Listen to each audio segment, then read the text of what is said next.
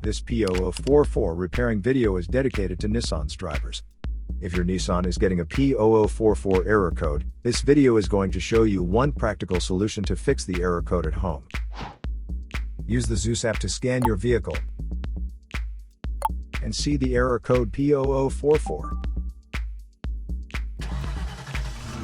This code may be triggered when your vehicle's control module detects a fault in the heater circuit and oxygen sensor bank 1 sensor 3. Here are one of the most practical solutions to fix Nissan's P0044 error code. Method A, the oxygen sensor.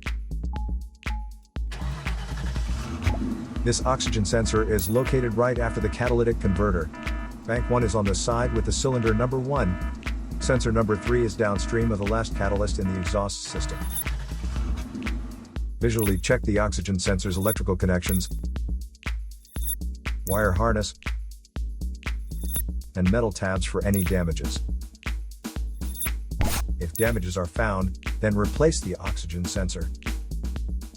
If there is no damage found on the oxygen sensor, you would need to take your car to consult professional mechanics.